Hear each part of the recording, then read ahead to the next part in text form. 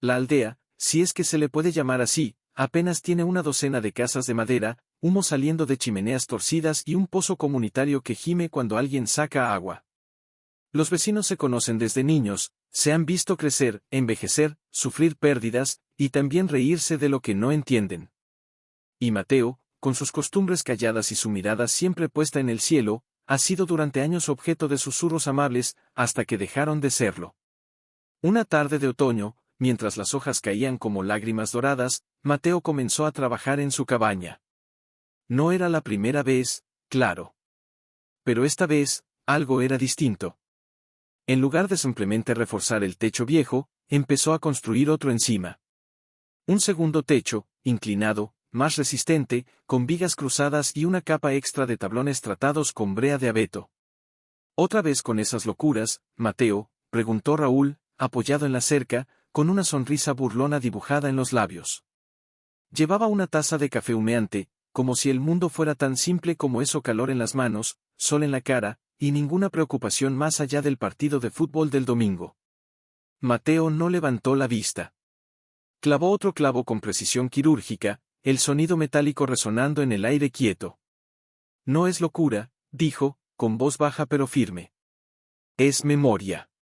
Memoria, rió Raúl, girándose para llamar a los demás. Chicos, vengan.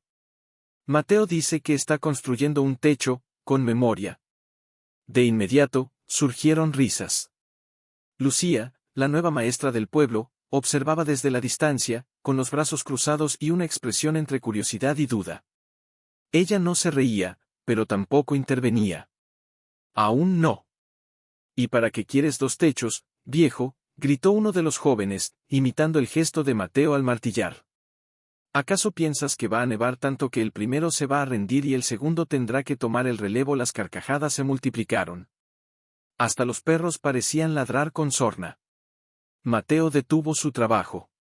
Por un instante, cerró los ojos. No de rabia, sino de dolor. Porque detrás de esas risas, él veía rostros que ya no estaban.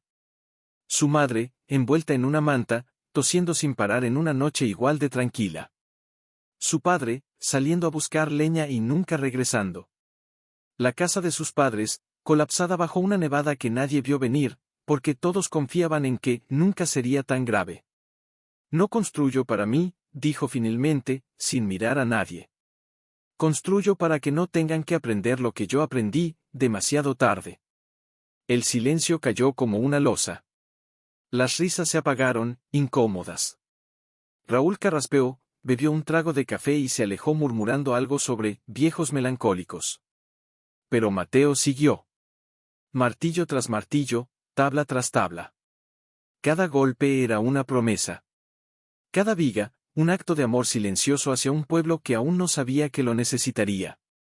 Y mientras el viento comenzaba a cambiar de dirección, trayendo consigo un frío más profundo, más antiguo, Mateo miró al horizonte. Sabía que algo venía. Algo grande. Algo blanco. Algo que no perdonaría la arrogancia, pero sí recompensaría la humildad. Nadie lo creía. Nadie lo entendía. Pero él seguiría construyendo. Porque a veces, salvar vidas no requiere gritos, solo un segundo techo, hecho con las manos temblorosas de quien ya perdió todo. Bien, ahora actúa como narrador y cuentacuentos. Desarrolla la historia sin marcar cada tema a medida que lo desarrollas. Cuéntame sobre el tema 2 con diálogos como si fuera el espectador, recordando siempre desarrollarlo con mucha emoción, con muchos sentimientos, para que la estructura narrativa utilice. Mateo ya sentía su aliento en la nuca. Cada mañana, antes de que el rocío se evaporara, salía a inspeccionar su cabaña. No era vanidad. Era necesidad. Aquella casa no era solo madera y clavos, era el último abrazo de su abuelo, el único refugio que le quedaba del mundo que una vez conoció. Ese día, con el hacha en mano y el corazón más pesado que de costumbre, decidió algo que nadie en el valle entendería: construir un segundo techo. No uno encima del otro como capricho, sino como escudo. Un techo inclinado, reforzado con vigas dobles, diseñado para que la nieve resbalara como agua sobre piedra, sin acumularse, sin quebrar, sin enterrar vidas bajo su peso silencioso. Otra vez vas a tocar ese techo, Preguntó Lucía, apareciendo por el sendero con una cesta de manzanas silvestres. Su voz era suave, casi tímida, como si temiera interrumpir un ritual sagrado. Mateo asintió, sin dejar de medir una viga con sus manos callosas. No es, otra vez. Es por primera vez, de verdad. Pero ya está bien, insistió ella, mirando hacia arriba. El techo aguantó el invierno pasado. ¿Y el anterior? ¿Por qué ahora él dejó la viga en el suelo y se limpió el sudor de la frente con el dorso de la mano? Sus ojos, oscuros como el interior de un bosque en invierno, se clavaron en los de ella. Porque el invierno pasado no fue el que viene. Hubo un silencio. No incómodo, sino denso. Como si el aire mismo contuviera la respiración. Mi abuelo me enseñó a leer el cielo, continuó Mateo, señalando las nubes altas, finas como hilos de plata. Cuando vuelan tan bajas las urracas, cuando el musgo crece más del lado sur, cuando el viento huele a hielo antes de que caiga una sola escarcha, es señal. Lucía frunció el ceño, intrigada. Señal de que la montaña va a guardar el aliento, y luego exhalará todo de golpe. Una nevada que no hemos visto en 50 años. Tal vez más. Ella quiso sonreír, pero algo en la voz de Mateo la detuvo. No había miedo. Había certeza. La clase de certeza que nace del dolor, no de la superstición. Y por eso construyes otro techo, por eso y por algo más, dijo él, bajando la voz. Porque la última vez que subestimamos a la nieve, mi casa se convirtió en tumba. Lucía palideció. Nunca le habían contado esa historia. Nadie en el pueblo hablaba del pasado de Mateo. Solo sabían que era callado, que trabajaba bien la madera, y que a veces miraba el horizonte como si esperara a alguien que nunca volvería. Mateo tomó una sierra y comenzó a cortar la viga con movimientos rítmicos, precisos. Cada chirrido de la hoja metálica parecía un lamento antiguo. Este segundo techo no es para presumir, dijo, sin mirarla. Es para sobrevivir. Y si algún día alguien necesita refugio, quiero que esta casa esté en pie. No por mí. Por ellos. Lucía dejó la cesta en el suelo y se acercó. No para ayudar, sino para entender. Y si te equivocas, si me equivoco, respondió él, con una tristeza serena, al menos habré construido con amor. Pero si tengo razón, hizo una pausa, y sus ojos se humedecieron, entonces este techo será el que sostenga vidas que ni siquiera conozco aún. Ella no supo qué decir. Solo asintió, y por primera vez, vio en Mateo no a un excéntrico, sino a un guardián. Alguien que cargaba con el peso de la memoria para que otros pudieran caminar ligeros. Mientras el sol se hundía tras las cumbres, tiñendo el cielo de cobre y violeta, Mateo siguió trabajando. Clavó la primera tabla del segundo techo con una fuerza que venía de muy adentro. No era solo madera lo que estaba levantando. Era esperanza. Era advertencia. Era un acto de fe en un mundo que ya no cree en los presagios. Y aunque el viento apenas soplaba, él ya sentía el frío del futuro acercándose, lento, implacable, blanco.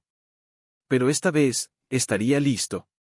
Una tarde, Raúl reunió a varios vecinos frente a la taberna, donde el humo del brasero se mezclaba con el olor a pan recién horneado y chismes calientes.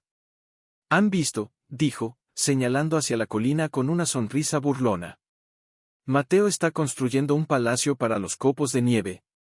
Dice que viene una nevada que enterrará hasta las campanas de la iglesia. Todos rieron. Hasta el viejo Fermín, que solía respetar a los hombres del bosque, negó con la cabeza. Ese muchacho perdió la cabeza cuando perdió a sus padres, murmuró. Ahora ve tormentas donde solo hay nubes. Lucía, que pasaba por allí con sus libros bajo el brazo, se detuvo. Quiso defenderlo, pero las palabras se le atascaron en la garganta.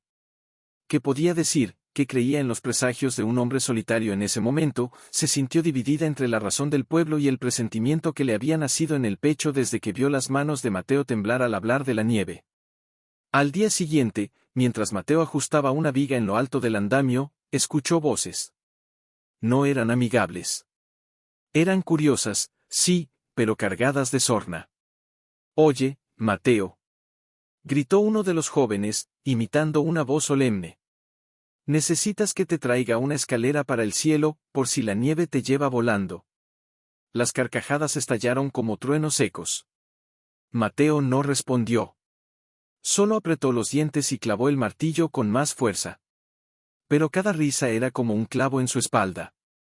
No por el orgullo herido, sino porque sabía lo que venía, y nadie lo escuchaba. ¿Tal vez quieras ponerle techo también a la iglesia?, añadió otro. O al gallinero. No sea que las gallinas se resfríen. Raúl, con los brazos cruzados, observaba desde abajo, con una expresión entre diversión y fastidio. Deberías ahorrar la madera, Mateo, dijo, alzando la voz. La vas a necesitar para arreglar tu casa cuando el viento se lleve ese techo doble, tuyo como si fuera papel. Mateo descendió lentamente del andamio. Sus botas crujieron sobre la grava. Se limpió las manos en el pantalón y miró a Raúl a los ojos. No con ira. Con una tristeza tan profunda que incluso los más burlones callaron. Raúl, dijo, con voz baja pero firme, cuando tenías 10 años, tu padre te enseñó a reconocer las setas venenosas, ¿verdad? Sí, claro, respondió Raúl, desconcertado. ¿Y si alguien se hubiera reído de él por decir que aquella seta roja con lunares blancos podía matarte, si hubieran dicho, ¡ay, qué exagerado, solo es un hongo bonito! Hubo un silencio incómodo. Pues, supongo que habrían hecho mal, admitió Raúl, incómodo.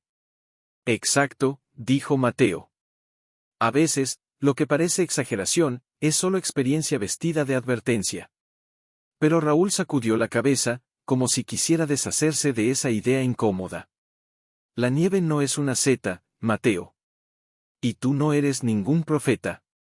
Si tanto sabes, ¿por qué no avisas al meteorólogo, o al alcalde? Lo hice, respondió Mateo, con una calma que helaba más que el invierno. Me dijeron que no hay indicios. Que los modelos no lo muestran. Pero mi abuelo no necesitaba modelos. Solo necesitaba mirar al cielo, y escuchar a la tierra. Ah, claro. Intervino uno de los jóvenes, riendo. ¿El abuelo sabio? ¿El que hablaba con los pinos? Esta vez, las risas fueron más duras. Más hirientes. Mateo bajó la mirada. No por vergüenza, sino porque no quería que vieran el brillo en sus ojos. Porque no era lágrima de dolor, era de impotencia. Sabía que, muy pronto, esas mismas bocas que se reían estarían gritando su nombre en medio de la oscuridad y el frío. Rían, dijo, casi en un susurro. Rían mientras puedan. Porque cuando el viento cante su canción más larga, ya no habrá risas. Solo silencio. Y. Nieve. Se dio la vuelta y regresó a su trabajo. Detrás de él, las risas continuaron, pero esta vez con menos convicción. Algo en el tono de Mateo había sembrado una duda diminuta, como una grieta en el hielo. Lucía, que había estado observando desde la sombra de un abeto, sintió un escalofrío que no venía del viento. Miró al cielo. Las nubes, antes dispersas, ahora se agrupaban en bandadas densas, grises, pesadas. Como si el mundo mismo contuviera la respiración. Y en lo alto de la colina, Mateo clavó la última tabla del segundo techo. No con triunfo. Con urgencia. Porque ya no quedaba tiempo para explicaciones. Solo para prepararse. Inspiró. Y supo ya no era cuestión de si vendría la nevada, sino cuándo. Esa noche, mientras el pueblo celebraba la fiesta de San Martín con música, vino tinto y fogatas en la plaza, Mateo caminó entre las sombras, con una linterna en la mano y una mochila al hombro. Había preparado provisiones: mantas gruesas, leña seca, velas de sebo, harina, sal, miel de abeja silvestre. Cosas simples, pero vitales. Cosas que no se compran en el mercado, sino que se guardan con el alma. Se acercó a la casa de Raúl, donde la risa sonaba más fuerte que nunca. A través de la ventana, vio a los hombres brindando, a las mujeres bailando con pañuelos rojos, a los niños persiguiéndose entre las mesas. Todo parecía normal. Demasiado normal. Llamó a la puerta. Raúl abrió, con una copa en la mano y una sonrisa burlona aún en los labios. Mateo, viniste a invitarnos a tu palacio de nieve. Detrás de él, algunos rieron. Pero Mateo no sonrió. Solo miró a Raúl con una intensidad que lo hizo perder la sonrisa. Escúchame, dijo, con voz baja pero urgente. No queda mucho tiempo. Mañana al amanecer, el cielo se cerrará. Y no volverá a abrirse en días. Quizás en semanas. Raúl frunció el ceño. Otra vez con eso mira, Mateo, todos te respetamos, pero esto ya es obsesión. No hay alerta meteorológica. Ni siquiera una nube negra. Las nubes no son las que matan. Exclamó Mateo, alzando la voz por primera vez. Es el peso. El silencio. La nieve que cae sin parar, hora tras hora, hasta que el techo no aguanta más. Hasta que el aire se congela dentro de tus pulmones. Hubo un silencio repentino. Algunos vecinos asomaron la cabeza desde la puerta. Lucía, que había estado sentada junto al fuego, se levantó y se acercó. ¿Qué estás diciendo, Mateo?, preguntó ella, con voz temblorosa. Que esta no es una tormenta cualquiera, respondió, mirando a todos. Es la que mi abuelo llamaba, la guardiana blanca. Viene cada 50 años. Entierra todo. Casas, caminos, recuerdos. Y si no estás preparado, también entierra vidas. Raúl negó con la cabeza, pero esta vez sin burla. Solo con cansancio. Mateo, todos sabemos que perdiste a tu familia. Y lo sentimos. De verdad. Pero no puedes vivir en el pasado. El mundo ha cambiado. Tenemos techos más fuertes, calefacción, teléfonos, y aún así, la montaña no pide permiso. Interrumpió Mateo, con los ojos brillantes. No le importa tu teléfono si el cable se rompe bajo el hielo. No le importa tu calefacción si el gas se acaba y no puede salir. Se hizo un silencio denso. Nadie se reía ya. Mi cabaña está lista, continuó Mateo, más calmado. Tiene espacio. Leña para 2 semanas. Agua derretida de nieve limpia. Si alguien necesita refugio, mi puerta estará abierta. No por orgullo. Por necesidad. Miró a Raúl directamente. Tú tienes hijos. Piensa en ellos. No en lo que crees que va a pasar, sino en lo que podría pasar. Raúl bajó la vista. Apoyó la copa en el marco de la puerta. Durante un largo momento, nadie habló. Solo se escuchaba el crujido de la leña en la fogata, lejos. Gracias, Mateo, dijo al fin, con voz ronca. Pero, no creo que sea necesario. Mateo asintió lentamente. No insistió. Sabía que la fe no se impone. Solo se ofrece. Entonces que así sea, dijo, y dio media vuelta. Pero antes de alejarse, Lucía lo detuvo. Espera. Él se giró. ¿Crees de verdad que vendrá? No lo creo, respondió. Lo sé. Ella tragó saliva. Puedo ir a verte mañana para ver cómo construiste ese techo. Él asintió. Ven temprano. Antes de que el cielo se cierre. Esa noche, Mateo regresó a su cabaña. Encendió el fuego, revisó las trampas para conejos, aseguró las ventanas con tiras de cuero engrasado. Luego se sentó frente a la chimenea, con una taza de té de pino en las manos, y miró el retrato desgastado de sus padres sobre la repisa. Esta vez no fallaré, susurró. Afuera, el viento comenzó a gemir. No como antes. Ahora sonaba como una advertencia. Como una promesa. Al amanecer, el cielo estaba gris plomo. No había sol. Solo una luz opaca, enfermiza, que no calentaba. Lucía llegó poco después, envuelta en una capa gruesa, con los ojos inquietos. El viento, dijo, sin aliento. Nunca lo he sentido así. Mateo asintió. Ha empezado. Y en ese instante, como si la tierra hubiera estado esperando esa señal, los primeros copos comenzaron a caer. Grandes, lentos, densos. No como nieve común. Como plumas de un pájaro gigante que cubriera el mundo para dormirlo. ¿Qué hacemos ahora?, preguntó Lucía, con voz apenas audible. Esperamos, dijo Mateo.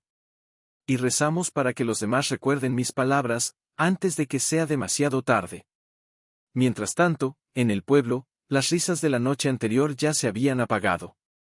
Las nubes descendían como un manto funerario. Y el silencio era el más aterrador de todos.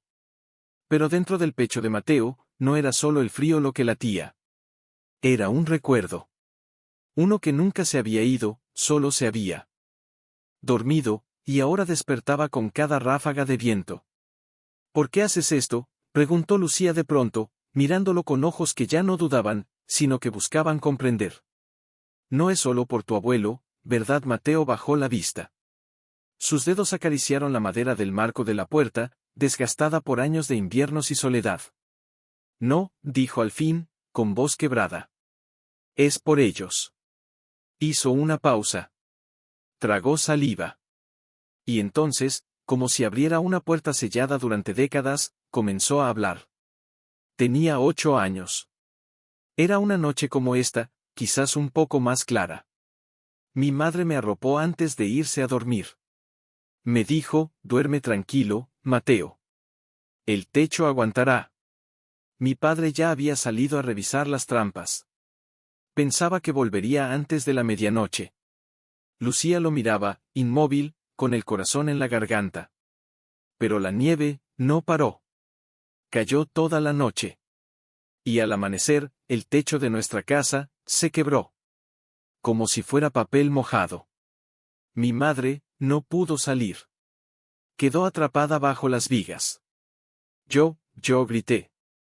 Corrí. Pero no había nadie cerca. Todos estaban encerrados en sus casas, esperando a que pasara. Su voz se quebró. Una lágrima, silenciosa, rodó por su mejilla, pero no la limpió. Cuando llegaron los vecinos, ya era tarde. El frío había hecho su trabajo. Mi padre regresó al mediodía. Lo encontraron arrodillado en la nieve, abrazando el montón de madera que antes fue nuestro hogar. Murió una semana después. No de frío. De silencio. De no poder gritar lo suficiente. Lucía llevó una mano a su boca. Las lágrimas brotaron de sus ojos sin permiso. Por eso construyes este techo, susurró. No para ti, sino para que nadie más sienta eso. Mateo asintió, con los ojos fijos en la tormenta. Cada clavo que clavo, es una promesa. Cada viga, un perdón que no puedo darle a mí mismo. No pude salvarlos. Pero si alguien necesita refugio, si alguien llama a mi puerta cuando el mundo se entierre, esta casa estará en pie. Aunque todo lo demás caiga. El viento aulló entonces, como si respondiera a sus palabras. Las ramas de los pinos se doblaron bajo el peso creciente de la nieve. Y en medio de ese caos blanco, Lucía entendió algo que el pueblo entero había ignorado. Mateo no estaba loco. Estaba herido. Y en su dolor, había sembrado esperanza. ¿Y si nadie viene?, preguntó ella, con voz temblorosa. Si todos piensan que estás equivocado, entonces habré construido un monumento al amor, respondió él, con una tristeza serena. Y eso, no es poco. En ese momento, un sonido distante rompió el silencio. No era el viento. Era una voz. Débil, casi ahogada por la tormenta, pero real. Mateo. Mateo. Ambos se sobresaltaron. Miraron hacia el sendero. Entre la cortina de nieve, una figura avanzaba tambaleándose, envuelta en una manta raída, con los brazos extendidos como si temiera desaparecer si no se aferraba a algo. —¿Es Raúl? —exclamó Lucía. Mateo no dudó. Abrió la puerta de par en par y corrió hacia él, hundiéndose en la nieve hasta las rodillas. Cuando lo alcanzó, Raúl cayó de rodillas, jadeando, con los labios azules. —Mi casa, logró decir, entre dientes castañeteantes. El techo, se está viniendo abajo. Los niños, están atrapados adentro. No podemos salir. Sus ojos, llenos de terror y vergüenza, se clavaron en los de Mateo. Perdóname, por no creerte. Mateo no dijo nada. Solo lo levantó, lo cargó como si fuera un niño, y lo llevó de vuelta a la cabaña. Lucía lo siguió, gritando instrucciones, preparando mantas, avivando el fuego. Dentro, mientras Raúl temblaba junto al hogar, Mateo se puso su abrigo más grueso, ató una cuerda a su cintura y tomó una linterna. ¿A dónde vas?, preguntó Lucía, aterrada. A rescatarlos, dijo, con la misma calma con la que clavaba un clavo. Porque esta casa no fue hecha solo para resistir. Fue hecha para proteger. Y sin mirar atrás, salió de nuevo a la tormenta. Detrás de él, el segundo techo permanecía firme. Inmóvil. Invencible. Como un juramento hecho carne y madera. Detrás de él, en la cabaña, Raúl temblaba junto al fuego, envuelto en mantas, con los ojos fijos en la puerta, como si temiera que Mateo no regresara. Lucía le ofreció una taza de té caliente, pero sus manos temblaban tanto que derramó la mitad. No debí burlarme, murmuró Raúl, con la voz ronca. No debí, él no va a juzgarte, dijo Lucía, mirando hacia la tormenta. Solo va a salvarlos. Mientras tanto, Mateo llegaba a lo que antes era la casa de Raúl. O lo que quedaba de ella. El techo, débil y plano, se había hundido bajo el peso de la nieve acumulada, dejando solo un montículo blanco con una chimenea torcida asomando como un hueso roto. Pero dentro aún había vida. Sofía. Tomás. Gritó Raúl desde la cabaña, con voz desesperada, aunque sabía que no podían oírlo. Mateo no gritó. Escuchó. Y en medio del aullido del viento, captó un sonido casi imperceptible, un golpe. 3 veces. Lento. Deliberado. Toc. Toc. Toc. Eran los niños. Golpeando desde dentro. Conscientes. Asustados. Pero vivos. Estoy aquí. Gritó Mateo, arrodillándose junto al montículo. Aguantad. Voy a sacaros. Comenzó a cavar con las manos, luego con una pala que llevaba atada a la espalda. La nieve estaba compacta, helada, casi como piedra. Sus dedos se entumecieron al instante, pero no paró. Cada palada era un latido. Cada jadeo, una oración. Dentro, los niños lloraban. ¿Quién es?, preguntó una vocecita aguda, ahogada por la madera y la nieve. Es Mateo. Respondió él, con voz firme. El del segundo techo. Aguantad, ya casi estoy. Un silencio. Luego, otro golpe. Más fuerte esta vez. Como si hubieran recuperado la esperanza. Minutos después, logró abrir un túnel pequeño, apenas suficiente para meter el brazo. Alargó la mano y sintió unos dedos pequeños, helados, aferrarse a los suyos con fuerza desesperada. Agárrate. Dijo. Vamos a salir. Con cuidado, extrajo primero a Sofía, la mayor, de ojos enormes y labios azules. Luego, a Tomás, que no soltaba un osito de trapo empapado. Los envolvió en mantas que llevaba enrolladas en el pecho y los cargó uno bajo cada brazo, como si fueran tesoros robados al invierno. Al regresar, el camino parecía más largo. La tormenta se intensificaba. El viento aullaba como si estuviera furioso por haber sido desafiado. Pero Mateo no flaqueó. Cada paso era un acto de redención. Cada respiro, un homenaje a los que no tuvieron un segundo techo, ni un segundo chance.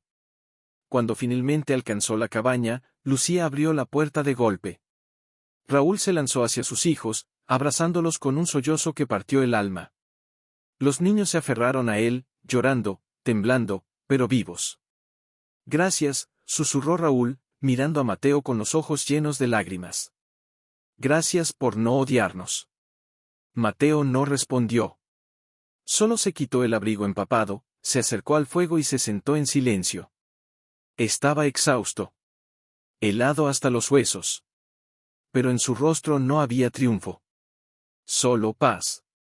La paz de quien ha cumplido un juramento hecho en la oscuridad de su infancia. Lucía le acercó una manta seca y una taza humeante. ¿Por qué no les dijiste que tenías razón?, preguntó en voz baja. Él miró a los niños, ahora dormidos junto a su padre, y sonrió con tristeza. Porque no se trata de tener razón. Se trata de que sigan vivos para aprenderla. Afueras, la nevada no cesaba. El mundo seguía desapareciendo bajo el blanco. Pero dentro de aquella cabaña, con su segundo techo firme sobre sus cabezas, algo nuevo nacía: no solo calor, sino humildad.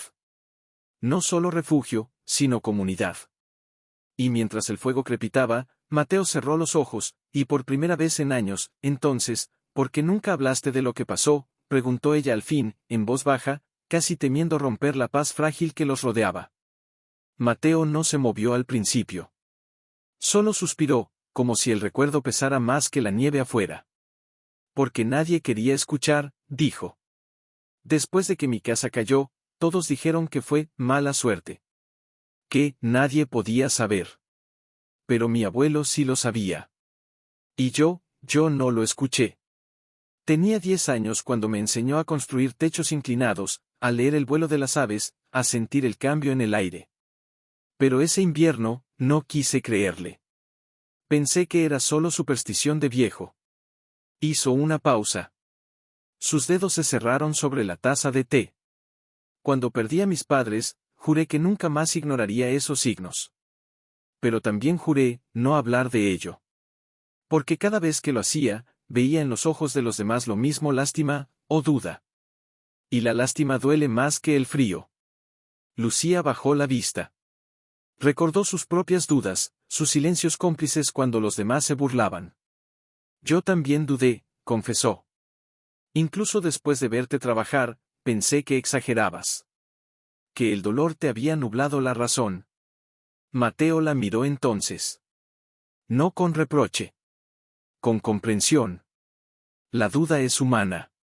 Lo peligroso es aferrarse a ella cuando el mundo ya está gritando. Afueras, el viento cambió de tono. Ya no aullaba con furia, sino con una calma ominosa. Demasiado calma. ¿Qué pasa?, preguntó Lucía, inquieta. Mateo se levantó lentamente y se acercó a la ventana. Limpió una pequeña porción del hielo que cubría el vidrio y miró hacia el valle. Está empeorando, dijo. Esta calma es la antesala de lo peor. La nevada va a redoblar. Y esta vez, no será solo nieve. ¿Qué quieres decir? Que el peso acumulado en los techos, en los árboles, en los caminos, va a provocar deslizamientos. Techos enteros pueden colapsar de un momento a otro. ¿Y si alguien sigue atrapado? No terminó la frase. No hizo falta.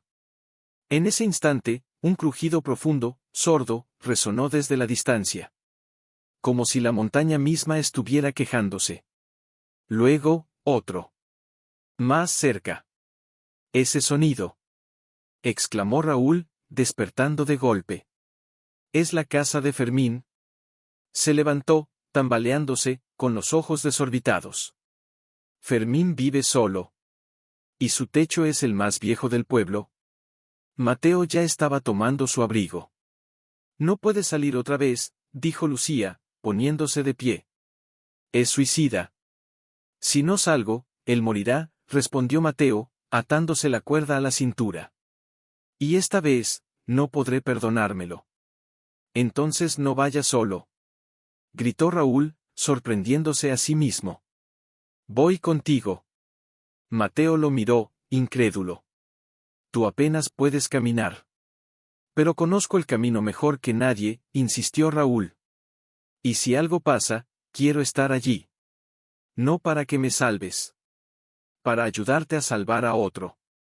Hubo un silencio. Luego, Mateo asintió. Bien.